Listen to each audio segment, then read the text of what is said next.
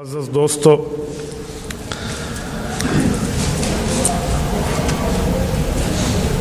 آج کا دن جمعۃ المبارک کا مقدس دن ہے۔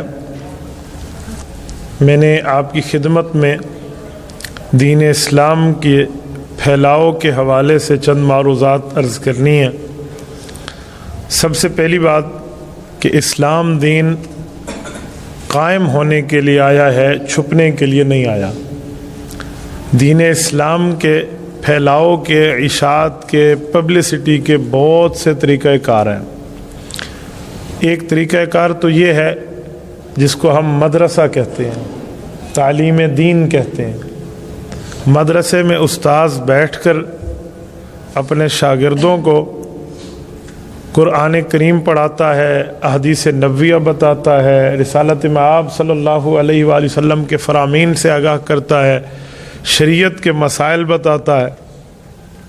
دوسرے نمبر پہ دین اسلام کی اشاعت اور تبلیغ اور دعوت کے حوالے سے خانقاہ ہے۔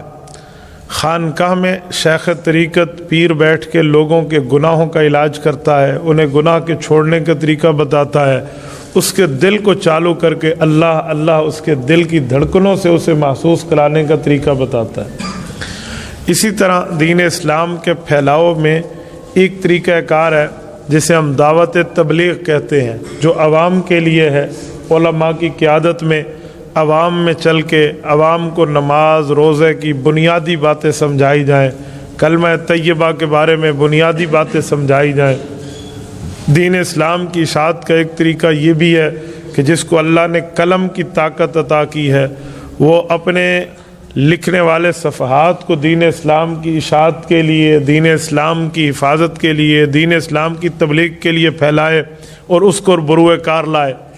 دین اسلام کا ایک طریقہ یہ بھی ہے کہ جس کو رب نے زبان کی طاقت دی ہے، وہ ممبر پہ بیٹھا ہو، وہ اسکول کا استاذ ہو، وہ کالج کا پروفیسر ہو یا کوئی بھی ہو، وہ وہاں پر دین اسلام کے حوالے سے بات کرے۔ یہ مختلف شعبہ جات ہیں، لیکن جس شعبے پر دین کی دعوت پر میں آج آپ کے سامنے بات کر رہا ہوں وہ دعوت و تبلیغ ہے۔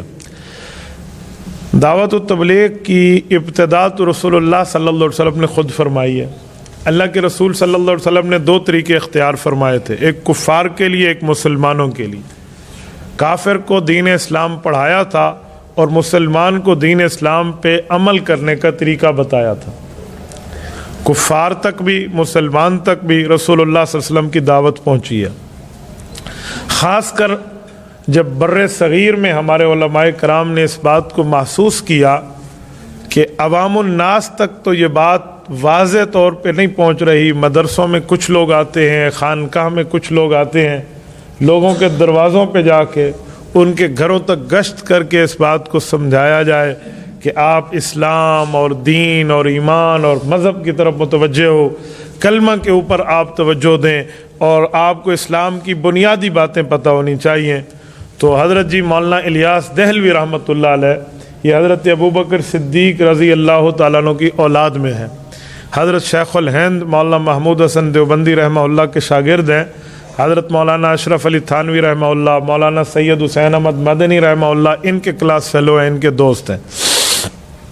مولانا الیاس رحمہ اللہ کے دل میں اس بات کا داعیہ تقاضا اور اس بات کی اہم چاہت پیدا ہوئی تو انہوں نے اس کو دعوت و تبلیغ کی چند باتوں کی شکل دے دی۔ مثلا جو بندہ مصروف ہے، فارغ نہیں ہے، تو وہ 3 دن ہمیں دے، جس کو سہ روزہ کہتے ہیں۔ وہ 3 کے بجائے 4 دے وہ بھی ٹھیک ہے، 3 کے بجائے 2 دے تو بھی ٹھیک ہے، کوئی 3 دن فرض نہیں ہے، لیکن ایک ترتیب ہے، ایک پالیسی ہے۔ اسی طرح جو بندہ اس سے زائد دن دے سکتا ہے تو کم از کم 10 دے دے، اس سے بڑھ کے تو 40 دن دے دے، 120 دن کا 4 ماہ۔ یہ اس طرح کی انہوں نے ترتیبیں لگائیں کہ جو آدمی جس کورس میں آ سکتا ہے، وہ شارٹ کورس ہے یا لانگ کورس ہے، وہ آ کر دین کی باتیں سمجھے۔ یہ شروع تو ہوا بستی نظام الدین انڈیا سے، اور آج الحمدللہ دنیا کے ہر بر اعظم میں، ہر کونے میں، ہر جزیرے میں، ہر محلے میں، ہر ملک، ہر شہر میں یہ دعوت و تبلیغ کا داعیہ پہنچ چکا ہے۔ رب العزت کا کرم فضل، اس دعوت و تبلیغ کو علماء کرام کی سرپرستی حاصل رہی۔ حضرت جی مولانا الیاس دہلوی رحمۃ اللہ علیہ خود عالم دین، حضرت مولانا محمد یوسف کاندلوی رحمہ اللہ، ان کے فرزند ارجمند خود عالم دین، حضرت مولانا محمد زکریہ کاندلوی رحمہ اللہ خود عالم دین، اور بڑے بڑے شیخ الحدیث. اگر پاکستان کے لیول کی بات کریں تو مولانا مفتی زین العابدین رحمہ اللہ جیسی شخصیت، وہ ان کے سربراہ. حضرت جی مولانا جمشید علی خان رحمہ اللہ، حضرت تھانوی، حضرت مدنی رحمہ اللہ دونوں کے شاگرد تھے. اور یہ اس جیسا جبل العلم آدمی مولانا احسان دامت برکاتہم ہیں، حضرت جی مولانا زکریہ رحمہ اللہ کے خلیفہ مجاز ہیں. اور حضرت حاجی عبدالوہاب رحمۃ اللہ علیہ اگرچہ عالم نہیں ہیں لیکن علماء کی سرپرستی میں اس شخص نے وہ کارنامے سر انجام دیے ہیں جو رہتی دنیا تک یاد رکھے جائیں گے. ان لوگوں نے اس طرح دین کی دعوت کو پھیلایا. اب یہ دین کی دعوت صرف کلمہ، نماز، روزے کی بات کی حد تک. شروع میں ہمارے ملک کی ایجنسیز نے ان پر رابطہ رکھنا شروع کیا کہ کہیں حکومت کے خلاف کوئی تحریک نہ ہو، کہیں کوئی بغاوت کا مسئلہ نہ ہو. کہتے ہیں جنرل ضیاء الحق کے دور میں باقاعدہ تبلیغ کی شکل میں رائمنڈ مرکز کے اندر کارندے بھیجے گئے، بھئی ان کی باتوں کو سنو، یہ کیا سمجھانا چاہ رہے ہیں. تو وہ آئے، ہفتہ 10 دن لگا کر چلے گئے، اور انہوں نے آگے کہا کہ جنرل صاحب تمہاری حکومت کا اس مسئلے سے کوئی تعلق نہیں ہے، یا یہ بندے آسمان سے اوپر کی باتیں کر رہے ہیں یا زمین کے نیچے کی باتیں کر رہے ہیں. مریں گے تو کیا ہوگا، اور اوپر سے ہمارے لیے کیا آیا ہے، لہٰذا ایسا ویسا کوئی مسئلہ نہیں ہے. تو اس طرح کے معاملات ہمارے ہاں پاکستان میں واضح ہیں. تو بالکل کھلا ہے. بر صغیر میں ان لوگوں نے دین کی خدمت اتنی کی ہے کہ آج توحید کا نام باقی ہے تو ان میں ان کا بھی حصہ موجود ہے کہ اللہ سے ہوتا ہے، غیر اللہ کسی چیز پر قادر نہیں ہے، اللہ چاہے گا تو ہوگا، رب نہیں چاہے گا تو کچھ نہیں ہو سکتا. اس طرح کی بات، اسے کہتے ہیں پہلا نمبر، جسے توحید کہتے ہیں، کلمے کی بات کہتے ہیں. دوسرے نمبر پہ نماز ہے. اچھا، پھر تعلیم و تعلم ہے، اکرام مسلم ہے.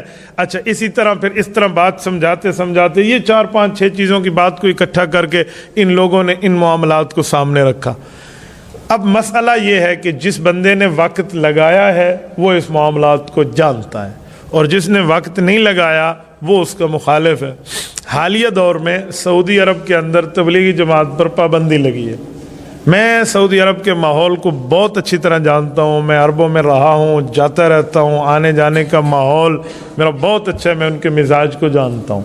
مجھے لگتا ہے ان تک معلومات غلط پہنچی ہیں، ان تک باتیں ان کے بارے میں صحیح نہیں بتائی گئیں، جھوٹ بولے گئے ہیں، غلط کاری کی گئی ہے.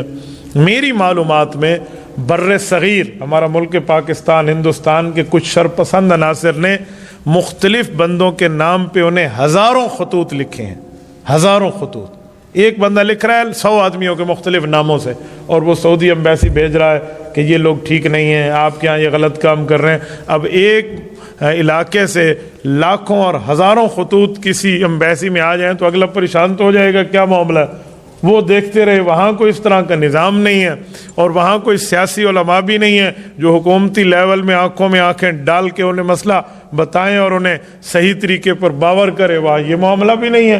وہاں مدرسوں کا سسٹم بھی نہیں ہے، خانقاہ کا سسٹم بھی نہیں ہے، بادشاہی نظام ہے.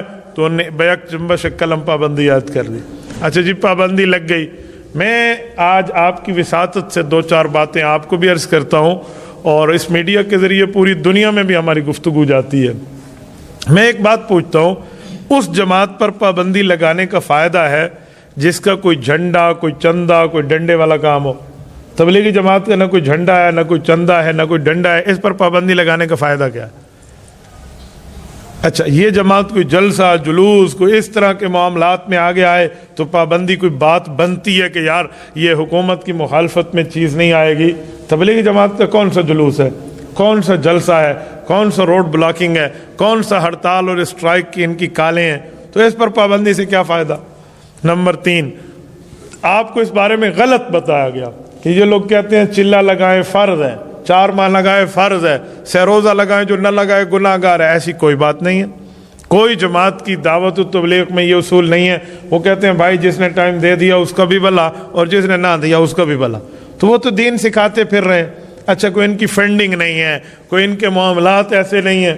تو اس بارے میں غلط معلومات پہنچا کر یہ باتیں بتائی گئی، جی ایسے ہیں ایسے ہیں. میں کہتا ہوں جس افسر نے پابندی کا آرڈر ایشو کیا ہے نا، اگر وہ 3 دن اس جماعت میں بیٹھ جاتا تو وہ سمجھتا کہ ہم سے زیادہ توحید بیان کرنے والے اور ہم سے زیادہ اللہ اللہ سمجھانے والے ہیں.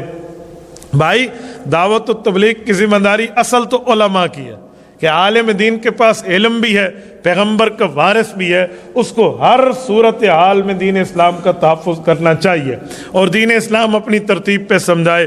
وہ مدرسے میں ہے، مدرسے میں بیٹھ کے سمجھائے، خانقاہ میں ہے، خانقاہ میں سمجھائے، مسجد کا امام ہے، ممبر کا خطیب ہے، وہ یہاں سمجھائے، یا اللہ نے اسے سیاسی طاقت دی ہے، وہ اسمبلی ہال تک پہنچا ہے تو دین اسلام کی بات وہ وہاں بتائے، یہ عالم کی ذمہ داری ہے۔ لیکن یہ کام علماء کی زیر نگرانی ہے، اور عوام میں کلمے کی بات، آخری 10 صورتیں یاد کر لیں، بھائی نیکی کی بات کر لیں، نماز کی پابندی کر لیں، حقوق دینے والے، اس طرح کی باتیں ہیں۔ کوئی حکومت سعودیہ کو اس پہ پابندی لگانے سے فائدہ نہیں ہوگا، بلکہ الٹا نقصان ہوگا۔ ہاں، میں نے ایسے عرب علماء کو دیکھا ہے جن کا وقت لگا ہے یا جو رائیونڈ آئے ہیں اور دعوت و تبلیغ کے کام کو انہوں نے دیکھا، قریب سے سمجھا اور وہ بدل گئے۔ میری کئی تشکیلیں اپنی 4 ماہ کے دور میں عرب علماء کے ساتھ ہوئی ہیں۔ میں حیران ہوتا تھا جب ہم ان کی ترجمانی کے لیے ٹھہرتے تھے کہ جب وہ بیان میں ٹھہرتے ہم ترجمانی کر کے عوام کو سمجھاتے کہ شیخ کیا کہہ رہے ہیں، تو بعض لوگ تو رونے لگ جاتے، ان کی تاندہ بن جاتا آنسوؤں کا، رونے میں ان کی ہچکی بن جاتی، وہ بات نہ کر سکتے۔ کہتے ہیں ہم مانتے ہیں، ہم عرب ہیں، ہماری قوم میں رسول اللہ صلی اللہ علیہ وسلم مبعوث ہوئے ہیں، لیکن یہ کام اللہ نے تم عجم علماء سے لیا۔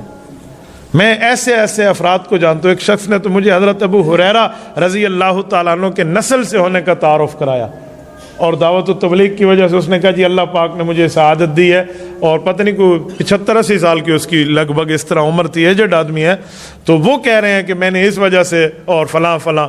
آپ بتائیں سیدنا ابو ہریرہ رضی اللہ عنہ کو کم درجے کے صحابی ہیں؟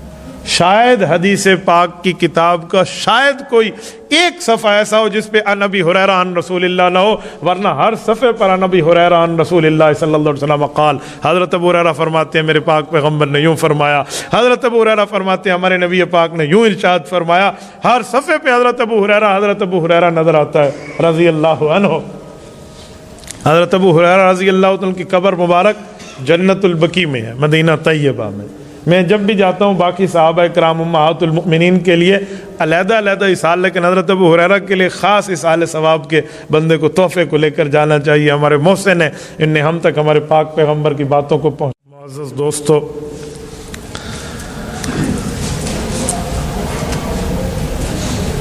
آج کا دن جمعۃ المبارک کا مقدس دن ہے۔ میں نے آپ کی خدمت میں دین اسلام کے پھیلاؤ کے حوالے سے چند معروضات عرض کرنے